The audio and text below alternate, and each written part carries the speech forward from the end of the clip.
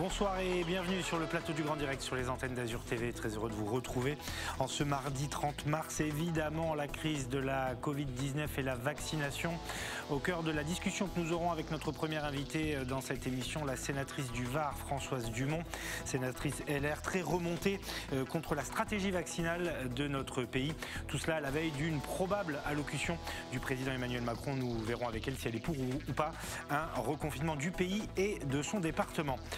Un restaurant solidaire ensuite qui va ouvrir ses portes à Marseille, un concept original, évolutif, deux associés, un chef et un homme qui a réussi dans les nouvelles technologies. 50% de la clientèle sera une clientèle en situation de précarité.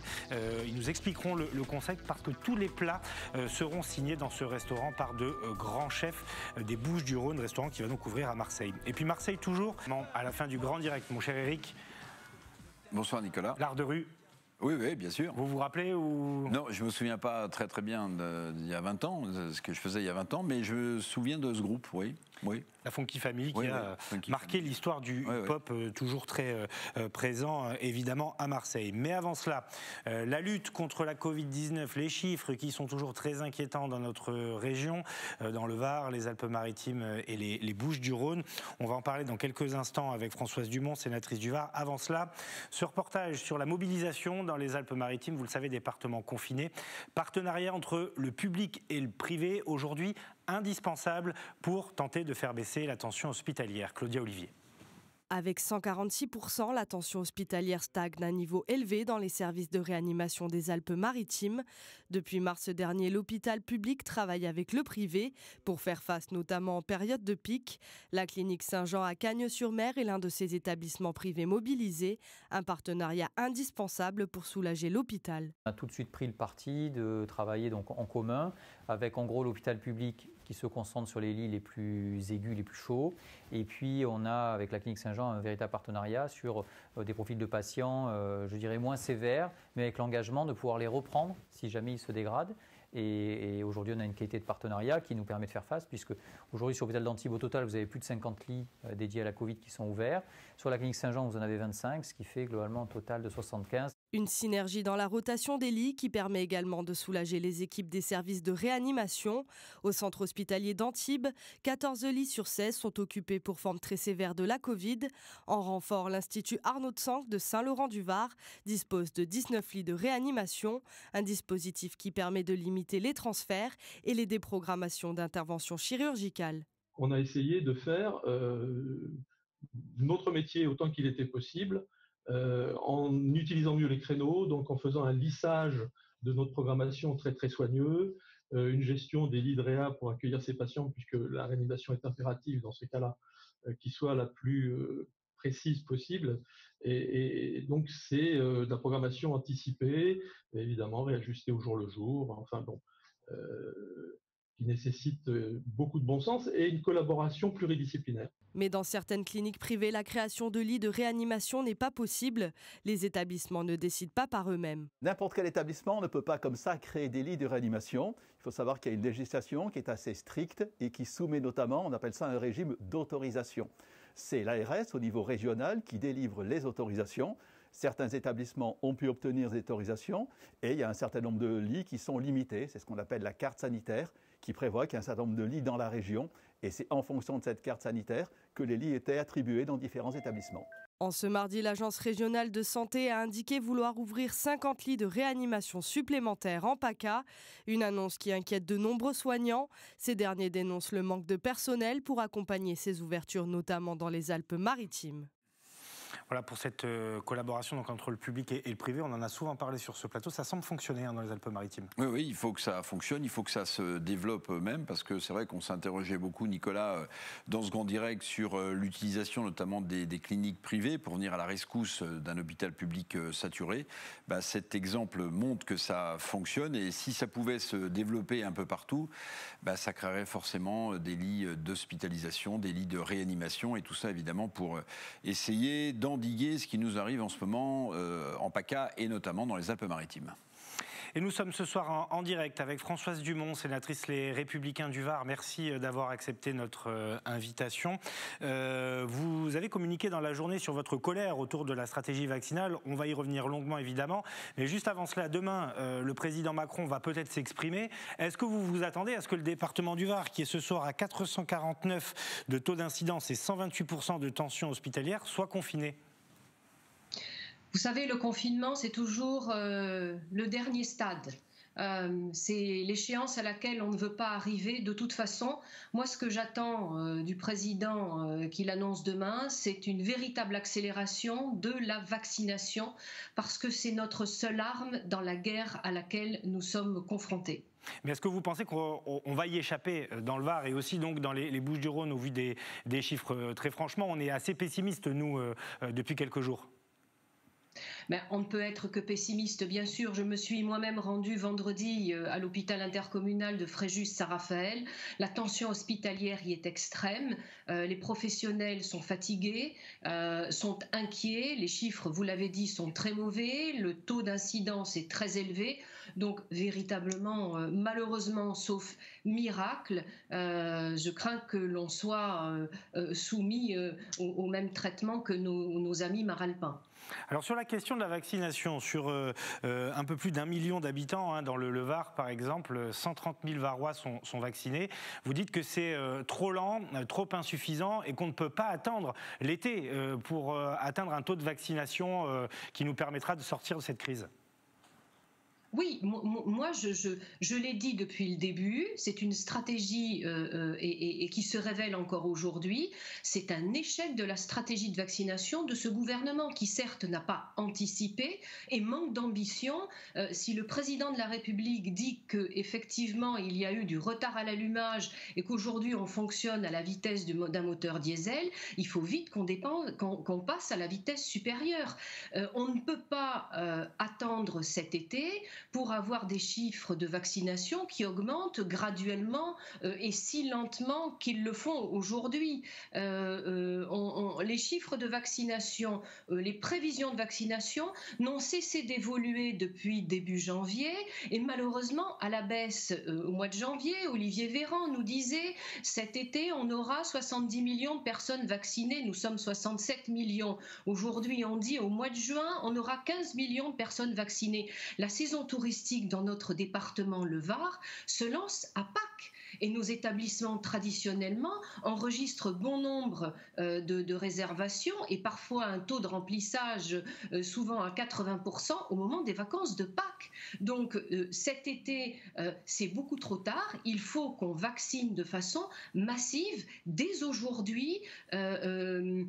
L'ambition doit être celle-ci. Je veux souligner aussi que l'Allemagne vient de décréter que la France était un pays en zone à risque. Nos professionnels de l'hôtellerie de plein air varois, le lendemain de cette annonce, ont reçu des annulations en cascade.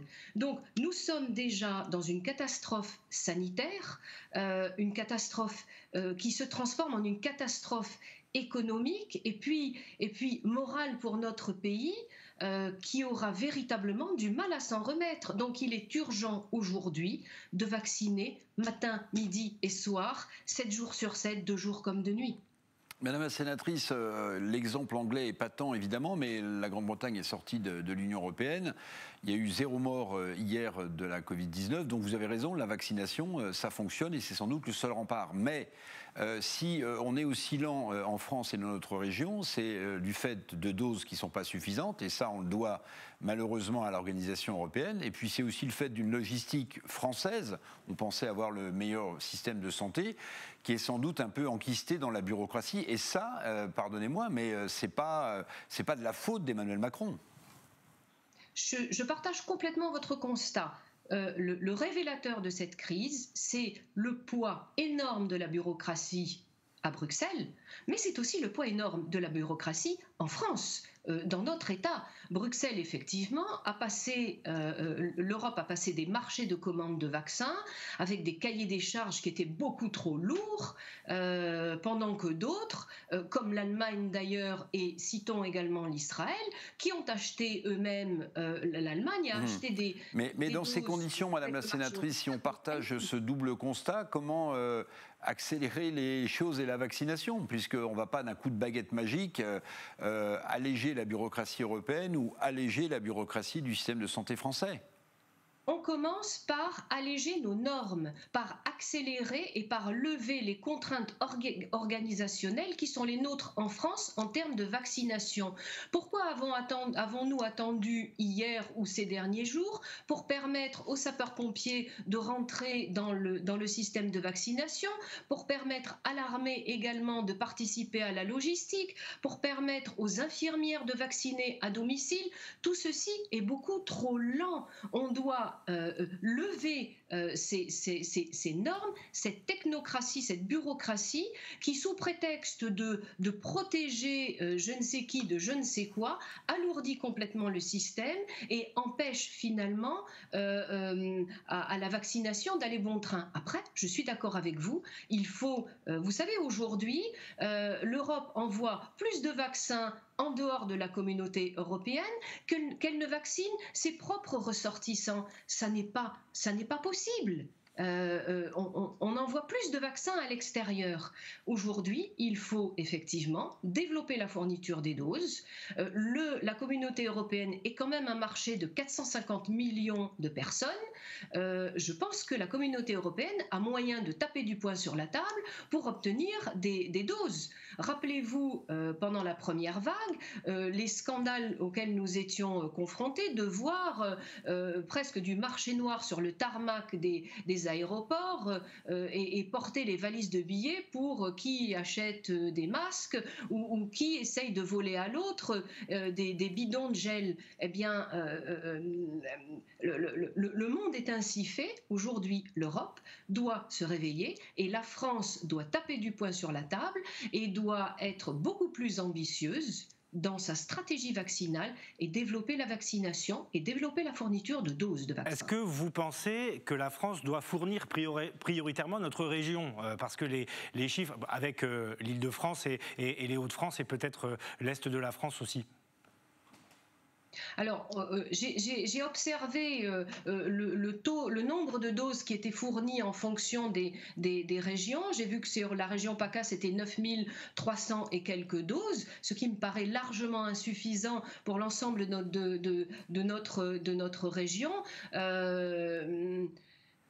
Il faut vacciner l'ensemble de la population française. Il faut développer la vaccination. Je ne veux pas prioriser une région plutôt qu'une autre. Notre région est en forte tension. Les Hauts-de-France sont également en forte tension. Et il n'y a pas de population qui doivent être plus vaccinée qu'une autre. Personne n'est à privilégier par rapport à une autre population. L'ensemble des territoires et tous les territoires en tension au premier rang doivent bénéficier de la fourniture des doses. Merci beaucoup Françoise Dumont, sénateur du Var, sénateur LR, pour ces mots ce soir sur les antennes d'Azur TV, et à très bientôt. Cette petite information, Éric, avant de vous céder la parole, parce que vous allez nous parler d'Emmanuel Macron, vous avez vu, bon, c'est un peu anecdotique, hein, mais le vaccin AstraZeneca change de nom. Oui. Il va s'appeler Vaxzevria. Moins facile à dire. Hein. Oui, il change de nom, il change de packaging, mais ce qui reste à l'intérieur reste la même chose. Et je vous signale quand même qu'il y a une défiance quand même autour de cet AstraZeneca, puisque en Allemagne, 2 villes, Munich et Berlin, ont suspendu la vaccination AstraZeneca à cause des fameuses thromboses. Mais bon, un vaccin qui change de nom et qui change de packaging, je ne mesure pas bien l'intérêt de tout cela, sauf peut-être faire oublier ce qu'on a dit et ce que le mot AstraZeneca a supporté pendant des jours.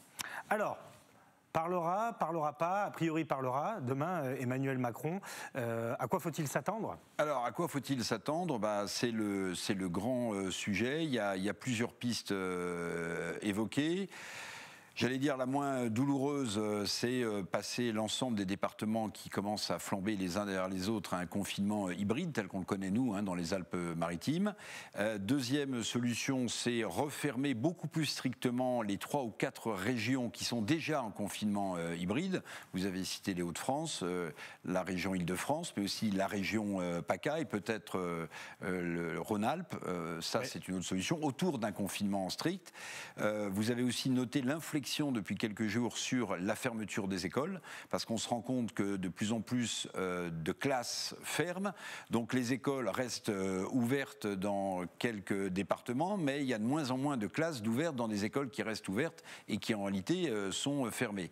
Donc Emmanuel Macron, l'épidémiologiste, est attendu au tournant. Je dis épidémiologiste parce que vous avez sans doute noté également, Nicolas, que depuis quelques jours, les membres de son gouvernement ou ses proches font assaut de brevets, d'agrégation, d'immunologie pour le président de la République qui serait devenu le grand spécialiste des questions sanitaires. Reste qu'il a cherché depuis le 29 janvier, et on s'en était félicité tout à chacun de ne pas être reconfiné, il a cherché une troisième voie qui semble introuvable. Donc on se dit que s'il parle demain et s'il prend la parole demain, c'est pour annoncer des mesures extrêmement strictes. Alors certains diront qu'il n'a pas écouté les scientifiques depuis le 29 janvier, qui avait prédit qu'au mois de mars, on serait submergé par une troisième vague. Mais les mêmes qui disaient ça, il faut aussi être honnête, disaient parfois qu'on écoutait trop les scientifiques et que les scientifiques en imposaient trop au pouvoir politique. Donc il a essayé de trouver une troisième voie qui ne s'est pas avérée payante. Reste que pour nous, je pense, il faut le constater, on est rattrapé par les réalités de cette épidémie et que sans vaccination massive, comme le disait la sénatrice Dumont, nous sommes certains, nous, les Français, sans être épidémiologistes, comme Emmanuel Macron, nous sommes certains d'une chose, c'est que Noël n'aura pas lieu en avril. Alors je voudrais juste qu'on revoie la carte, si c'est possible, parce qu'on parlait de confinement pour un certain nombre de régions. Voilà la carte, à quoi elle ressemble aujourd'hui. Il y a quand même beaucoup de foncé, de très foncé. Il n'y a plus de régions en vert. Donc on a un peu de mal à s'imaginer effectivement qu'on va échapper à un confinement même plus général. Et la question que je voudrais vous poser, Eric, c'est est-ce que vous pensez que sur la question des écoles, Emmanuel Macron peut prendre le risque de fermer dans les régions violettes, là, donc la nôtre par exemple? Ça va créer des inégalités pour le bac, le brevet. Oui, il y a la fermeture des écoles qui est sur la table, clairement, même si Jean-Michel Blanquer, le ministre de l'Éducation nationale, a expliqué que ce serait vraiment le dernier des derniers recours. Maintenant, il y a une solution un peu intermédiaire. En même temps, si j'ose dire, c'est d'avancer la fameuse date des vacances scolaires de Pâques. Ça peut être avancé de 10 jours, de 15 jours, ce qui permettrait, avec les 15 jours statutaires de vacances de Pâques, d'alléger les écoles qui seraient finalement fermées pendant presque un mois. Ça peut être une solution qui serait la moins coûteuse pour les enfants, pour les collégiens, pour ceux qui sont en primaire. Mais je ne sais pas du tout si cette mesure retiendra l'attention du président de la République. Et est-ce que, voilà, au niveau égalitaire, ça poserait un problème s'il prenait cette décision, puisqu'on est dans la territorialisation ? Alors, je pense qu'il prendra des mesures de toute façon de territorialisation, parce que là, c'est quand même quelque chose qu'il ne peut pas abandonner en race campagne tout ce qu'il a dit le 29 janvier. Il ne peut pas du jour au lendemain reconfiner totalement le pays et toutes les régions sans tenir compte de la progression et de cette carte qu'on a vue. Maintenant, territorialiser, avec la carte de France qu'on vient de voir, Nicolas, on voit bien que le virus est en train de gagner du terrain un peu partout, et que les zones qui sont encore légèrement orange vont basculer dans le rouge. Donc, est-ce qu'il territorialise pour 15-3 semaines, ou est-ce qu'il décide d'une mesure très très forte pendant un mois? On va suivre ça évidemment demain avec tous nos invités sur l'antenne d'Azur TV, et on revoit cette carte effectivement qui est quand même très très foncée. Avant d'accueillir Denis Caro, avec qui nous allons parler, Denis Caro, le patron des rédactions de Nice Matin, de la vaccination chez les vétérinaires notamment et les dentistes, ce petit reportage consacré à l'isolement des seniors a-t-il grandi durant la période de crise sanitaire? Selon l'association Petits Frères des Pauvres, c'est un grand oui. Mais vous allez voir que dans le Var, malheureusement, cette situation d'isolement pour les anciens, on la connaît depuis longtemps. Thomas Bernabé. La solitude chez les personnes âgées, exacerbée en période de crise sanitaire, c'est le constat d'un rapport de l'association Les Petits Frères des Pauvres, en collaboration avec le Cercle Vulnérabilité Société.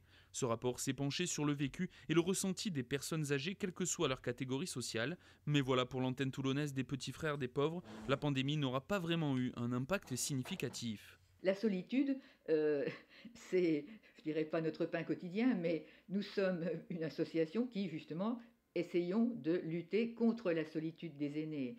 Donc, ce n'était pas vraiment nouveau, totalement nouveau. Les personnes, elles sont déjà isolées. Donc, peut-être justement que ces personnes qui ont un vécu d'isolement ont ressenti moins profondément le fait de se trouver complètement coupées socialement. Une fracture moins nette donc pour ces personnes âgées déjà en situation financière précaire et isolées. Pour autant, avec les mesures sanitaires, les Petits Frères des Pauvres ont dû se renouveler et mettre en place tout au long de l'année différentes activités et surtout des correspondances régulières avec leurs personnes âgées pour maintenir ce lien social. Ça nous a permis de nous rendre compte, et c'est d'ailleurs évoqué dans le rapport, que les contacts distanciel, puisque c'est un mot qui est venu enrichir notre vocabulaire depuis cette période de Covid, n'est pas suffisant pour les personnes accompagnées. Elles ont vraiment besoin d'une présence humaine et je peux que dire que rompre l'isolement ne peut passer que par l'humain. Un isolement qui n'est donc pas nouveau pour ces bénévoles en première ligne face à la solitude. Pour autant, les équipes espèrent aujourd'hui que ce rapport pourra mettre en lumière les difficultés qu'endurent nos aînés. Ce serait important que ça puisse le mettre en lumière. Je pense que c'est un des buts, effectivement, parce que ce Covid n'a fait qu'accentuer. Mais elles sont là depuis bien plus longtemps. Et c'est vrai que c'est une des préoccupations des Petits Frères des Pauvres que de s'occuper de ces personnes et de montrer à l'ensemble de la population française qu'en dehors de la vieillesse dorée, il y a une vieillesse beaucoup plus malheureuse. Voilà, la solitude des seniors. Alors évidemment, on pense aux seniors en EHPAD qui sont quand même accompagnés, mais on peut penser aussi à tous ces seniors qui sont à domicile et qui voient beaucoup moins leur famille parce qu'on craint tous de les contaminer. Oui, bien sûr, c'est exactement ça, la solitude de nos aînés. Il y a des sociétés dans lesquelles on englobe jusqu'au bout les aînés, on peut même les faire vivre chez soi parfois, et puis il y a des sociétés comme les nôtres, plus individualistes, où les aînés sont souvent, parfois, tenus à l'écart. Et c'est vrai qu'en cette période de pandémie, cet écart s'est beaucoup accru, et qu'au-delà de la peur de contracter la maladie, il y a la peur d'être seul et de ne voir personne de la journée. Alors, quelques difficultés de connexion avec Denis Caro qui va nous rejoindre. C'est une question de secondes. Ils sont en train de se mettre en place. Donc, du coup, on ne va pas lancer tout de suite le reportage sur les rodéos à Marseille. Ça va vous intéresser, mon cher Eric, comme tous les sujets de ce grand direct, mais parce que la préfecture de police a mis en place aujourd'hui une opération de destruction des motos et scooters saisis lors de ces rodéos urbains à Marseille. Mais ce sera donc à découvrir après l'intervention de Denis Caro. Bonsoir, merci d'être avec nous, directeur des rédactions du groupe Nice Matin. Demain, dans le journal, long dossier évidemment autour de la Covid-19 et vous allez vous intéresser d'abord au rôle que vont jouer donc les dentistes et les vétérinaires. Oui, avant d'extrapoler sur les mesures qui pourraient être annoncées à l'issue du Conseil de défense, on s'intéresse effectivement aux vaccinations qui vont pouvoir être faites par les vétérinaires. Alors c'est autorisé théoriquement depuis le week-end dernier et ça correspond totalement au credo d'Emmanuel Macron qui consiste à dire qu'il faut vacciner matin, midi et soir. Alors tous les moyens sont bons. Les dentistes et les vétérinaires vont pouvoir vacciner. Alors on est allé à la rencontre des professionnels qui sont assez partagés. Certains estiment qu'ils n'ont pas assez été mis à contribution depuis le début de la crise et qu'on vient les chercher un petit peu au dernier moment. Et d'autres se préparent et sont tout à fait prêts à apporter leur contribution. Nous sommes allés aussi à la rencontre des Azuréens qui sont eux aussi très mitigés. Certains sont tout à fait prêts à y aller. Une seule chose compte, c'est être vacciné et être vacciné le plus vite possible. D'autres sont beaucoup plus réticents à l'idée de se rendre dans une clinique vétérinaire plutôt que dans un cabinet médical. Et une question revient, toujours la même, est-ce qu'il y aura assez de doses de vaccin? C'est toujours ça, c'est le nerf de la guerre, les fameuses doses de vaccin. Une question d'ordre pratique, est-ce que vous avez rencontré des professionnels dentistes ou vétérinaires qui n'étaient pas au courant? Parce que nous, en début de semaine, on s'est heurté pas mal à ça. On a contacté par téléphone surtout des vétérinaires qui, on leur apprenait en fait qu'ils allaient pouvoir vacciner. Alors c'est peut-être un peu moins le cas aujourd'hui. Alors, ils sont davantage au courant aujourd'hui, mais on ne peut pas dire que l'information soit très bien passée. Effectivement, c'est ce qui explique aussi les réticences de certains à se lancer dans cette entreprise assez originale. Mais effectivement, la communication n'a pas été forcément optimale sur ce point.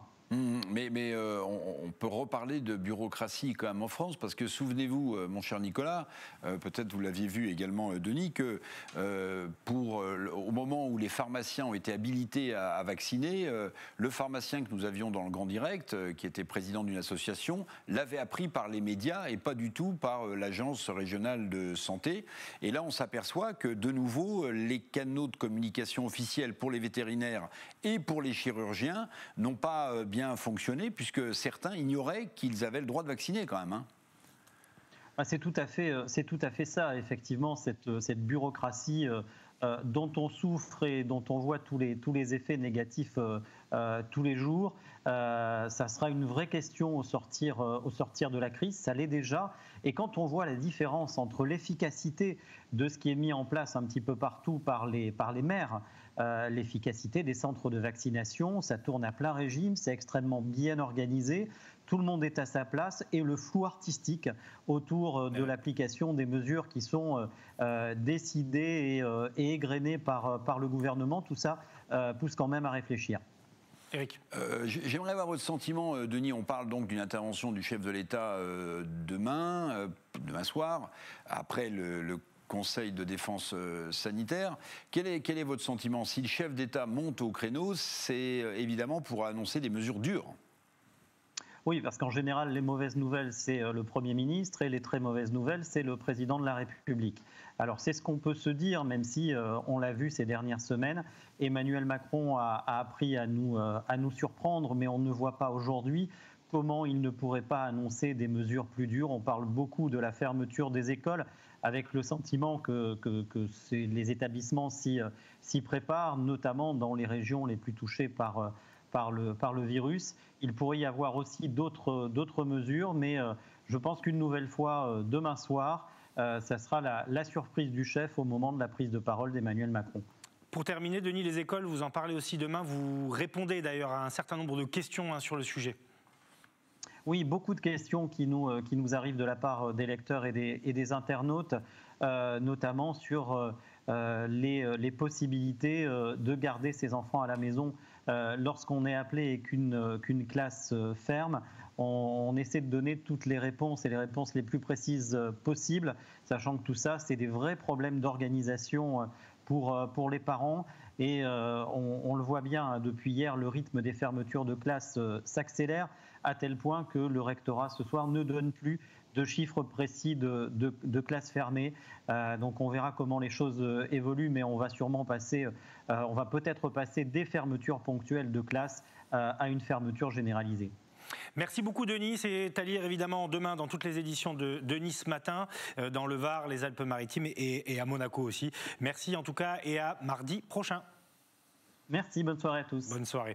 Éric, les rodéos, donc rodéo urbain, phénomène dont on a beaucoup parlé, qui se développe évidemment à Marseille. Il n'y a pas de raison que notre région y échappe. La préfecture de police a organisé une opération de communication spectaculaire aujourd'hui. 33 véhicules de roues, motos, quad saisis lors de ces opérations de rodéo qui ont été détruits devant les caméras et notamment celle de Valentin Rodriguez. Motocross, quad en 1000 morceaux, c'est le résultat de l'opération de destruction d'engins saisis mise en place par les forces de l'ordre du département. Des actions de lutte contre un nouveau phénomène à Marseille, les rodéos urbains. Les rodéos motos, notamment dans les quartiers nord, c'est vraiment ce qui pourrit la vie des gens. C'est d'abord un risque pour la sécurité routière avec souvent des enfants qui peuvent être mis en danger par ces scènes de rodéo. Ensuite, c'est des nuisances sonores répétées et accessoirement, certaines motos sont utilisées dans le cadre des trafics de stupéfiants pour servir de moyen de lésion entre différentes cités, entre les différents points de deal. Donc vraiment lutter contre les rodéos, c'est ramener de la tranquillité publique, ramener de la sécurité et c'est aussi perturber l'action des trafics de stupes dans ces cités-là. Depuis mai 2020, 84 engins ont été saisis sur la voie publique par la police de la Division Nord dans le cadre des opérations anti-rodéo.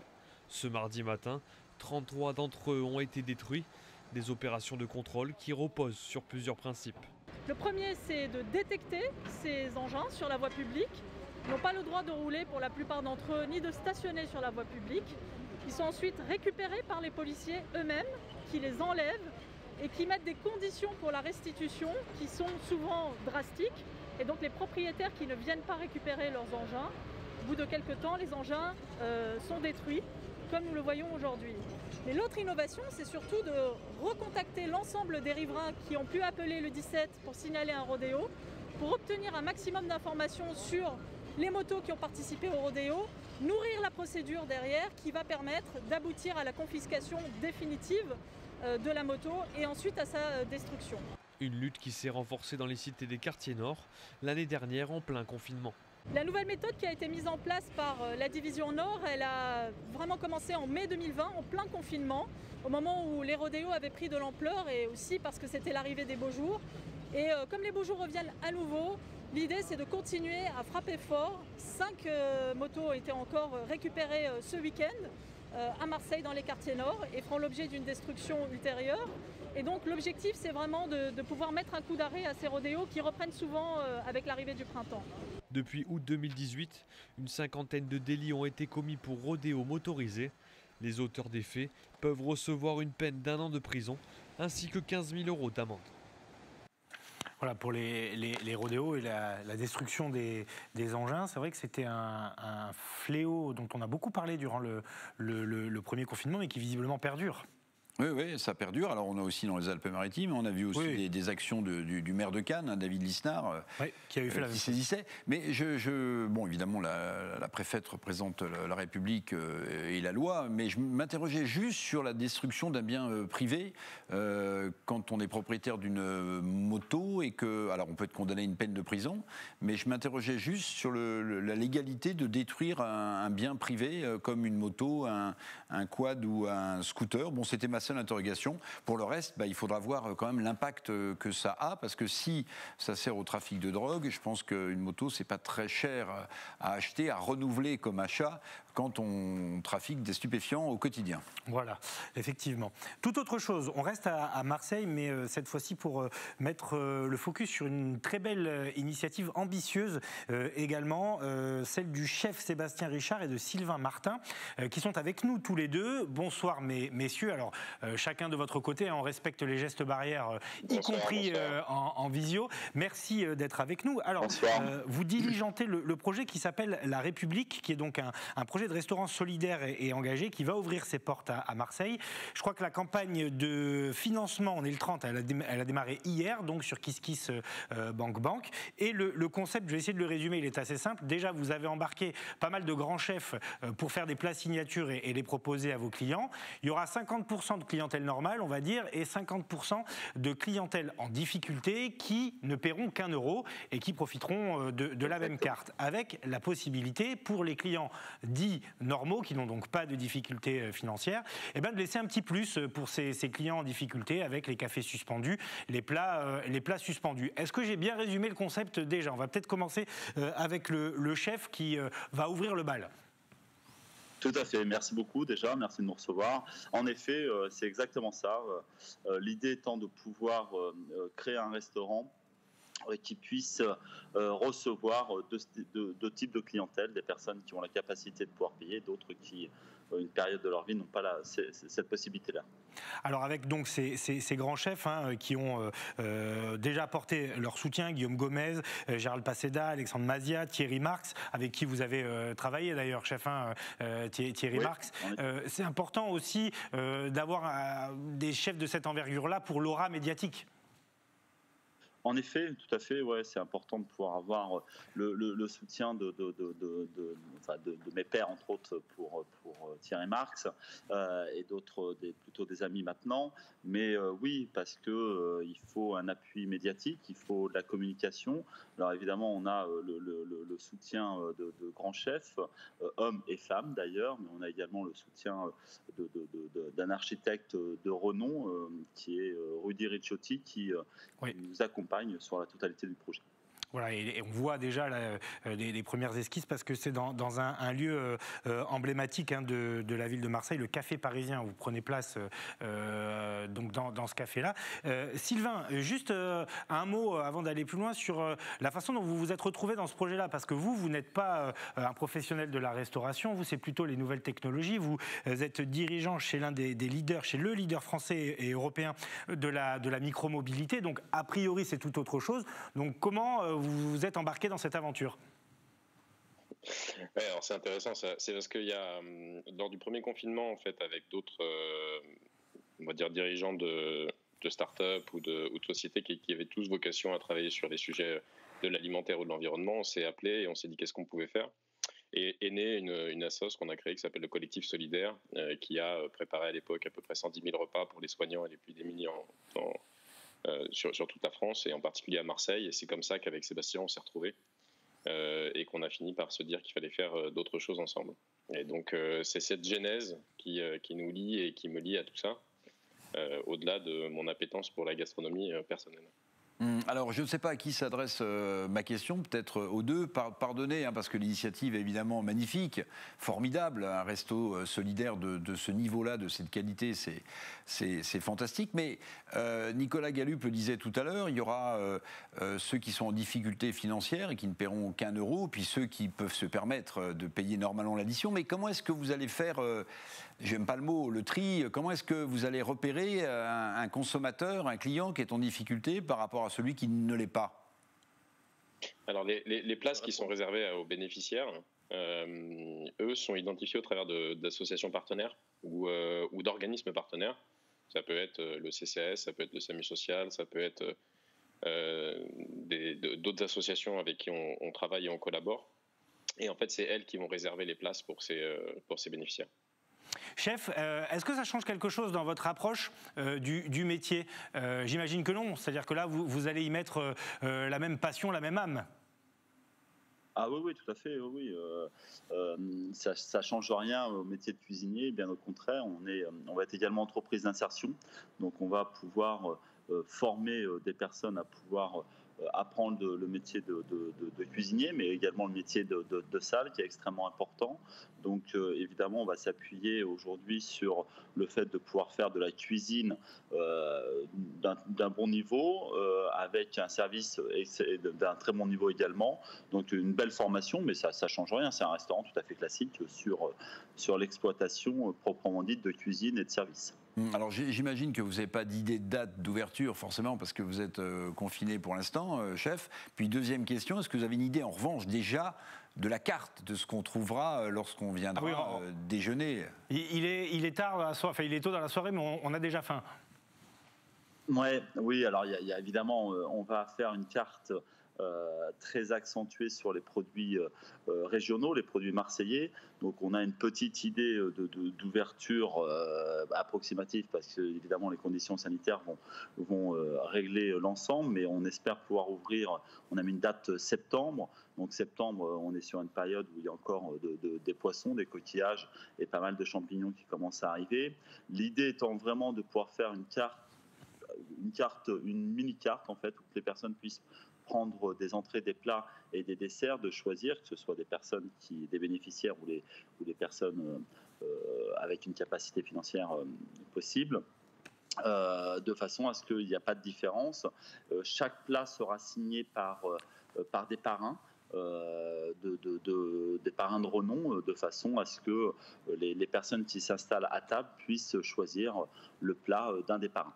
Allez, on va donner le mot de la fin à Sylvain sur les modalités, entre guillemets, pour vous aider, parce que je l'ai dit, il y a une cagnotte en ligne sur le site KissKissBankBank pour une durée limitée, Sylvain. Oui, alors cette cagnotte-là, elle a vocation à effectivement durer que 40 jours. C'est une partie de nos besoins, évidemment. On attend également des partenaires d'entreprise, du mécénat de compétences. Donc on est ouvert vraiment à toute réponse et à toute offre qu'on peut nous formuler pour venir nous aider à monter ce grand projet qui se veut fédérateur et qui réunira notre ville sur un même lieu. J'ai oublié le plus important, enfin pas le plus important, mais le point d'orgue de cette séquence, c'est la vidéo de soutien que vous a adressé le groupe marseillais IAM. C'est important parce que derrière, on va parler de la Funky Family. Donc du coup, voilà, ça aurait été dommage de se passer de ça. Je vous propose d'écouter Akhenaton, qu'on a déjà eu dans cette émission, et Shuriken, qui soutiennent donc ce projet, La République à Marseille. Salut à toutes et à tous. Je voudrais qu'on marque aujourd'hui avec le groupe IAM d'une pierre blanche notre soutien à une initiative incroyable qui s'appelle La République et qui est un restaurant solidaire. Parce que des gens vont venir avec des moyens, pouvoir prendre des menus qui sont à leur portée, à la portée de leur portefeuille, pour pouvoir offrir à des gens qui sont dans le besoin des repas, des possibilités de manger au restaurant. Et je pense qu'aujourd'hui, notre monde a besoin d'entraide, de solidarité. C'est ça qui manque et je trouve l'initiative magnifique. Alors, nous, avec IAM, on est à fond derrière le projet et vive la République et le partage, la solidarité, l'échange. Et surtout, la table, c'est un moment où on partage les bons moments. C'est un lieu où on retrouve tout ça, justement. Alors, donc, Forza. C'est important. On vous embrasse. Voilà, La République, il y a une page Instagram. Et donc, du coup, messieurs, on a une chance dans les premiers jours d'ouverture de croiser IAM au restaurant. Ah bah, en tout cas, ils sont... Pourquoi pas ? Voilà, on sera là aussi, nous, pour l'ouverture en septembre. On vous souhaite que ça soit en septembre, ça voudra dire que les choses se sont bien passées et qu'on a pu retrouver un semblant de vie normale. Merci à tous les deux. Le projet s'appelle La République, c'est à Marseille, à la place de l'ancien café parisien. Et on vous souhaite de réussir. Merci encore d'avoir accepté notre invitation. Merci beaucoup. Merci. Merci également, merci de nous avoir accueillis. Voilà, ça nous fait du bien un peu dans cette émission. On parle souvent de choses un peu trop graves, de prendre un peu d'ondes positives. Alors là, je vais vous montrer un reportage, Eric, qui va vous interpeller aussi. C'est toujours dans les Bouches-du-Rhône et là aussi, ça part d'un bon sentiment. Mais à la base, il y a des situations dramatiques, le harcèlement scolaire. Et vous voyez ce groupe de bikers là qui a tout l'attirail. Eh bien, ils ont accompagné à Fuveau, dans les Bouches-du-Rhône, un jeune garçon victime de harcèlement scolaire. Ils l'ont accompagné devant l'école pour montrer à tous ceux qui le harcèlent eh bien, qu'il n'est pas seul. C'est un reportage de Cindy Chevaux. Ils ont troqué leurs uniformes contre un blouson noir et des grosses cylindrées. À Fuveau, mardi dernier, c'est à la sortie de l'école que les membres de l'association Lag Spirit sont venus escorter le petit Lucas, 9 ans, victime de harcèlement scolaire. Si 80% sont issus des forces de l'ordre, aujourd'hui, ces bikers ont une toute nouvelle mission. Nous, on est là pour l'enfant. Nous, on est là vraiment pour lui, pour lui redonner confiance. Le harcèlement scolaire, malheureusement, c'est un fléau qui augmente chaque année. Là, on est là, préventif, l'aider et puis montrer qu'il n'est pas tout seul. Il a ses grands frères, entre guillemets, si je puis dire comme ça, derrière lui et à côté de lui, devant lui. Depuis plus d'1 an, Lucas vit un enfer au sein de son école. Hématome, dent cassée, il finit par dénoncer ses agresseurs. Sous le choc, Cécile, la maman de l'enfant, contacte l'institutrice et la directrice de l'établissement. Mais rien ne change. Pour la mairie de Fuveau, c'est la surprise. Nous pensons que nous aurions pu être prévenus bien avant. À la fois sur la durée depuis laquelle dure ce harcèlement, et sur les faits, parce qu'il ne s'agit pas juste de bousculade. Voilà, il y a des éléments dont nous aurions aimé avoir connaissance avant et nous pensons, au titre du partenariat école-mairie. C'est grâce à une photo du visage balafré de son fils postée sur les réseaux sociaux que Cécile est contactée par l'équipe de bikers. Depuis 2019, ces hommes luttent contre le harcèlement scolaire dans le sud-est du pays. Aujourd'hui, ils accompagnent Cécile dans les démarches administratives, mais aussi Lucas dans sa vie personnelle. Des anges gardiens qui donnent un dernier espoir à la maman. Aujourd'hui, je suis très émue de voir ce qu'ils ont fait pour nous. Parce que j'ai vu mon fils sourire et ça fait bien longtemps qu'il ne sourit plus. et j'ai vu qu'il était heureux. Et rien que de le savoir heureux, je suis soulagée. J'espère que définitivement, ça va mettre un terme à tout ça. J'aimerais juste que tout s'arrête, que ça soit plus qu'un mauvais cauchemar, vous voyez. Et puis j'aimerais aussi que par ce biais-là, on sensibilise d'autres gens sur ce fléau qu'est le harcèlement scolaire, parce que c'est terrible ce que peut vivre un enfant. En France, triste bilan. À l'image de Lucas, 700 000 élèves sont victimes de harcèlement scolaire chaque année. Voilà le sourire de Lucas. Formidable, formidable. Je veux dire, il ne faut pas sous-estimer le fléau de harcèlement scolaire, c'est vraiment monstrueux et inacceptable. Et ce que je trouve de formidable dans ce reportage, c'est le télescopage des images de cette silhouette frêle et silencieuse de ce petit Lucas, en face de grosses motos et de types avec des blousons noirs qui incarnent la force. Vous voyez, la force au secours de la fragilité. Et je trouve que l'image, elle est formidable. Alors, elle ne pourra pas, évidemment, être accolée aux 700 000 gamins qui sont harcelés scolairement, mais je trouve cette initiative, voilà, ça donne un sentiment presque de justice. Voilà, et Lucas qui a donc retrouvé le sourire. Et on l'embrasse, bien sûr.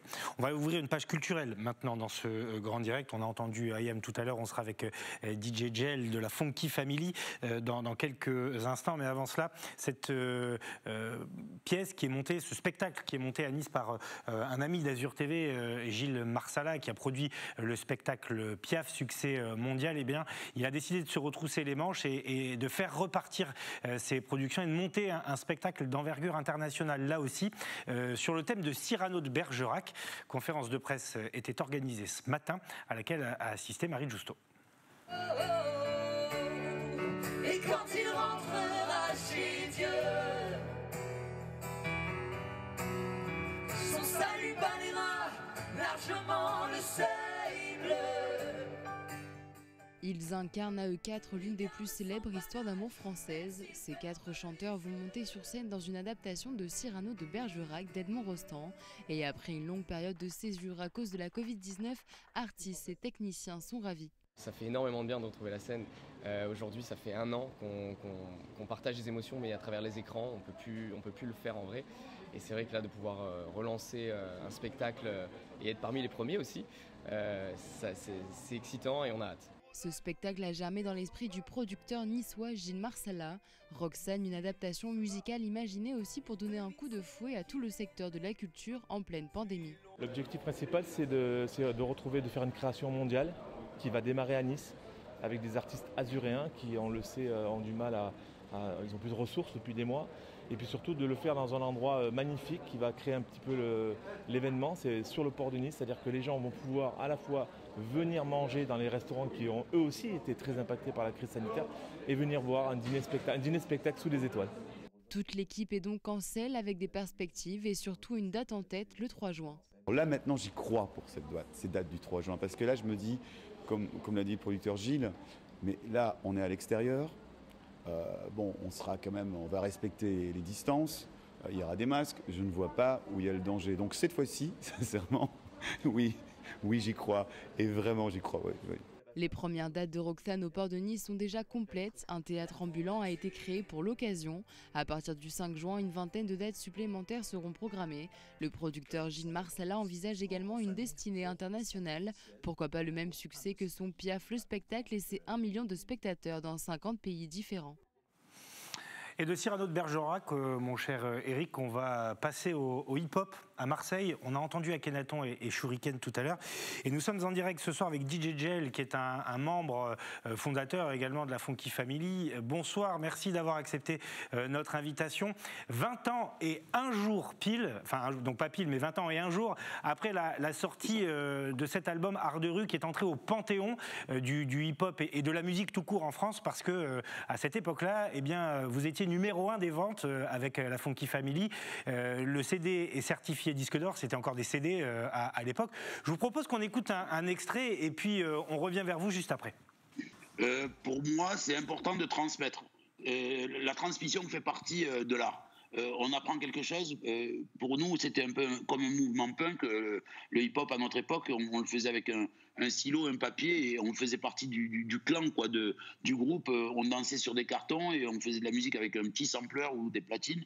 Et c'est vrai que le fait de pouvoir se débrouiller comme ça et de pouvoir transmettre via une école avec l'affranchi qui s'appelle l'Académix, c'est pour nous, enfin, c'est pour moi un énorme bonheur.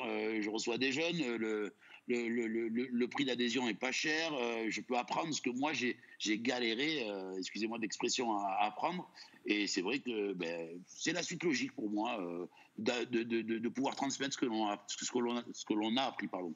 Alors, j'ai pas de connaissances particulières, hein, donc je vais vous poser une question un peu débile sans doute, mais quand j'écoute ce que vous faisiez il y a 20 ans, j'ai l'impression que ça transpirait la sincérité, l'art de la rue, et c'est peut-être ce qui explique aussi que le succès ait marché si vite il y a 20 ans. Est-ce qu'aujourd'hui, vous diriez que cette musique-là a évolué de manière un peu plus compassée? Art de rue qui continue à être écouté partout, 20 ans. Donc on vous retrouve, vous, personnellement, sur Spotify. Le petit conseil, c'est Rendez-vous, hein, l'album qui est sorti en 2016, petit conseil perso. Après, il y a toute votre actualité, évidemment, l'Académix, et on ne doute pas qu'on vous retrouvera peut-être sur scène avec la Funky Family, mais pour plein d'autres projets qu'on a envie de suivre avec vous. Et merci à Thomas Bernabé pour le contact et également les images, puisque c'est lui qui les avait tournées avec vous en 2017. À bientôt et merci d'avoir accepté notre invitation. Merci, bonne soirée. Big up à tous. À bientôt, bye. Merci.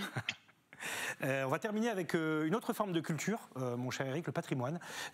On va prendre la direction de Roquevert, où la mairie, dans les Bouches-du-Rhône, tiens, on était déjà dans les Bouches-du-Rhône avec Gel, la mairie a choisi de grande consultation publique pour élire les joyaux du patrimoine de la commune, les 7 merveilles de Roquevert. C'est un reportage de Manon Mujica. L'instrument, majestueux, ne passe pas inaperçu. Avec ses 5000 tuyaux et ses 14 mètres de haut, il surplombe la nef de l'église Saint-Vincent à Roquevert. L'orgue, initialement érigé en 1827, arrivé à bout de souffle, a fait l'objet d'une restauration il y a 25 ans. On a acheté la console de Pierre Cochereau, qui était l'organiste titulaire de Notre-Dame de Paris. À partir de cet orgue basique, on a ajouté donc des tuyaux, on a refait la façade de l'orgue, on a arrangé la console de façon à ce qu'elle soit beaucoup plus moderne. C'est une des rares consoles qui soit reliée à l'orgue par des fibres optiques. L'orgue, mais aussi les ruelles médiévales et escarpées du centre ancien, la maison colorée de l'artiste Daniel Jacqui ou encore des formations naturelles comme l'Uvonne ou au loin le Garlaban. Voici quelques-unes des 7 merveilles de Roquevert. Elles ont été désignées après une consultation citoyenne lancée en septembre dernier. Résultat, 507 participants et plus de 2700 propositions. Prochaine étape pour la municipalité et les associations, créer une signalétique et un circuit touristique. Objectif, revaloriser ce patrimoine pour attirer curieux et touristes. Aujourd'hui, Roquevert, ce n'est pas un village de dortoir, mais il n'y a plus aucune industrie, il y a beaucoup de commerces qui sont extériorisés. Donc on veut redonner vie au centre-ville, redonner envie de vivre dans Roquevert ou dans ses hameaux, dans ses campagnes. Et le tourisme apportera beaucoup de tout cela. Le tracé du circuit doit être mis au point et dévoilé d'ici les prochaines journées européennes du patrimoine. L'application se fera en 2022. Alors c'est probablement pas la seule commune qui a fait ça, mais je trouve ça super de proposer aux habitants d'élire les joyaux et d'en faire un parcours. C'est un vrai projet participatif pour le coup. Oui, ça permet à tout à chacun de connaître le patrimoine de son village, parce que parfois on habite à côté, on ne le connaît pas forcément. Et puis, suivant ses sensibilités, de voter, de pousser l'une de ces merveilles. Moi, à titre personnel, ce serait plutôt les grandes orgues qu'on voit là, parce que j'ai entendu que ça rappelait évidemment Pierre Cochereau, qui était le grand organiste de Notre-Dame de Paris et qui était un grand spécialiste de Bach. Alors moi, à titre personnel, voilà, j'ai envie d'aller voir ces grandes orgues. Ben, si on n'est pas confiné ce week-end, quoique vous êtes dans les Alpes-Maritimes, donc en théorie, on n'avait pas le droit de sortir du département, mais moi qui suis dans le Var, j'irai peut-être à Roquevert si nous ne sommes pas confinés. Ce qui paraît On verra ça demain. Réponse demain. Évidemment, on adaptera notre programmation et cette édition de demain du Grand Direct en fonction d'une éventuelle allocution ou pas du président Macron, parce que même si tout le pays n'est pas reconfiné, c'est vrai que le Var et les Bouches-du-Rhône affichent des indicateurs très inquiétants. C'est tout pour ce soir. Merci à Sébastien Lyotard, Greg Favot, Fabrice Justo, Théo Sarfati, Philippe Caudet et bien sûr Stéphanie Mossman. Bonne soirée et à demain sur les antennes d'Azur TV.